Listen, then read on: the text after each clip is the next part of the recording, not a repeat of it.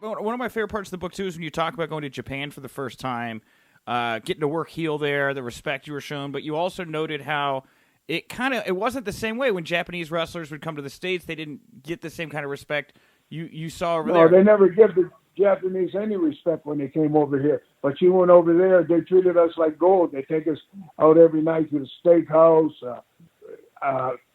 buys the beers, or we drank or whatever we wanted. They treat us great. When we left, they give us a bonus. They would give you a set of pearls. They give you a suitcase. They give you a sweatsuit. And they say, here's a set of pearls for your wife or your girlfriend. You know, they treat us with great respect. Yeah, and why do but when the Japanese came over here, it was a whole new different story, you know. Yeah, and it still kind of feels like that. I feel like the American audience still is struggling to figure out or completely embrace Japanese wrestling and culture. I mean, it's been better here in the past couple of years, but you still see guys like Shinsuke come to WWE and they don't really connect, you know? Yeah, no, the people go back, I guess, to the war or whatever. I don't know. But, I mean, you know, you got to walk on your toes and walk frontwards, not on your heels and go backwards. But when I seen that over here, I worked with guys in Japan that were champions, and they came over here for 6 months or a year, and they treat them like garbage. Now you said in the book that you weren't a big fan of Lucha Libre, but you did really like the Japanese style. Why were you never taken by Lucha? Why was I never taken? Yeah, why did you never take to Lucha Libre? It seemed like that was something you noted, and I just kind of want to ask you about that. It was that I had my own mind made up. I was going to do my own thing. I wasn't going to copy from this guy or copy from that guy. I went down to the gym by myself many times and practiced, and I put punching bags down. I learned how to flip over them, land on my feet. I went to the swimming pool, got on the diving board, learned how to do backflips and go in the water on my feet. Then I did all that in the ring. Man. So their style, well, first of all, they work on the wrong side. They say we work on the wrong side. They do everything from the right-hand side. We do it from the left. But, you know, their style was all flying. Nobody sold nothing. And I was partners with Mil Mosqueras. We were champions for about a year in Los Angeles. Yeah.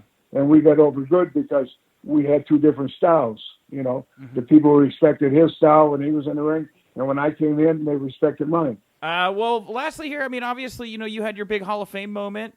You know, what was that like for you to get there, and especially to have your son be the one to induct you like that? It was great, and it was not great. It was great that they acknowledge you, that you deserve to be in the Hall of Fame. They give you a ring. They give you a big plaque. And they give you to me, it's a send-off. You know, it's over. That's the end. Yeah. You know, but I knew that anyway, that my wrestling was finished. Like I told him, next time you see me, it'll be in a tape on TV. Do you think that there should be an obligation from Vince or other? I mean, Vince is really the biggest dog in the room when it comes to promoting. Do you think there should be an obligation on his part to do more to help wrestlers once they move past the ring? I think he should, but this is like any other sport. When you're no more good to them and they can't use you, they'll find somebody else. Like in football, the quarterback or somebody breaks their leg or breaks their arm, the game don't stop.